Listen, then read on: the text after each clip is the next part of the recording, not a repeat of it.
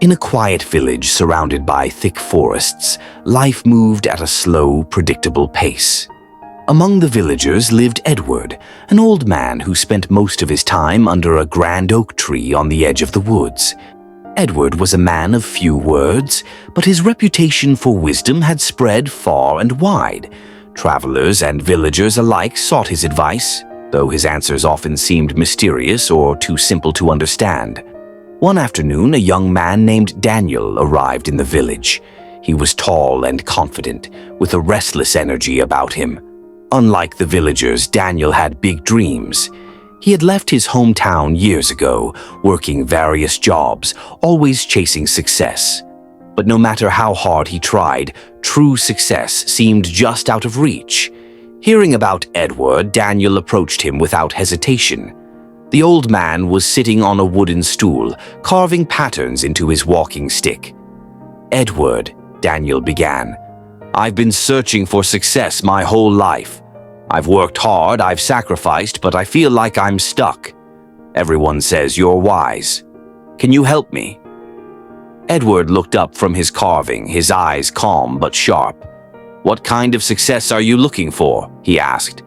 "I want to be wealthy and respected," Daniel replied without hesitation. "I want people to know my name, to look up to me. I want to leave my mark on the world." Edward smiled faintly. "Success is a journey, not a prize. If you want to understand it, meet me here at sunrise tomorrow. Bring nothing but your courage."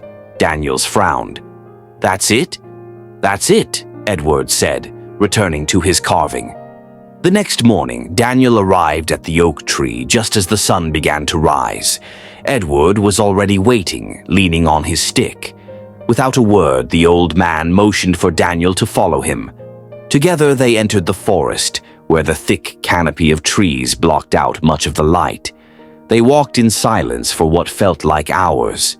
The path twisted and turned, becoming narrower and harder to follow. Daniel's confidence began to waver. Finally, Edward stopped and pointed ahead with his stick. "There are two paths before us," he said. "One is shorter and promises quick rewards. The other is long and uncertain, but it holds a treasure greater than gold." Daniel looked at the two paths. The first was wide and clear, with sunlight spilling onto it. The second was narrow, overgrown with bushes, and disappeared into darkness. "I'll take the first path," Daniel said confidently. "Quick rewards sound like the right place to start." Edward nodded. "I'll be here when you return," he said, stepping aside. Daniel set off down the wide path, his spirits high. Almost immediately, he began finding gold coins scattered along the way. He picked them up eagerly, his heart pounding with excitement. As he ventured further, the coins became more plentiful. Soon he found small pouches of silver and even a few sparkling jewels hidden among the bushes. But the path wasn't as easy as it first seemed. The weight of his growing collection began to slow him down. The once clear trail became rocky and uneven, and thorny vines tore at his clothes. Exhausted, Daniel stumbled and fell, spilling his treasures. As he scrambled to gather them, he heard a low growl. Turning, he saw wild dogs emerging from the shadows, their eyes fixed on him. Panicking, he dropped most of his treasures and ran as fast as he could. Breathless and shaken, he finally emerged from the forest, only to find a group of men waiting. They were rough-looking and armed, their intentions clear. "Hand over your bag," one of them demanded. Daniel had no choice. He surrendered the little he had left and walked away with nothing but scratches and bruises. When he returned to the oak tree, Edward was still there, waiting patiently. "I lost everything," Daniel said, collapsing onto the ground. "I thought I was on the right path, but it only led to pain and disappointment." Edward nodded.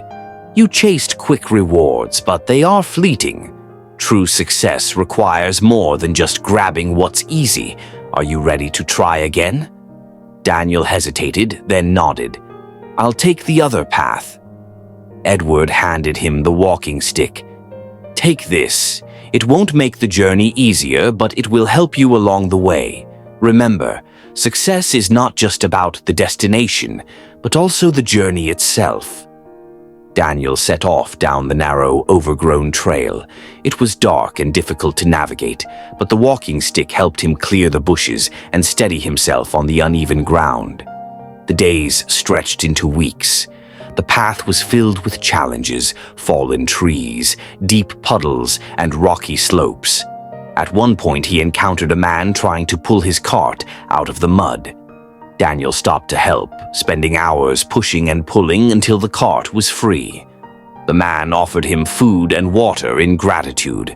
Another time, he found a young boy crying by the side of the trail. The boy had lost his way.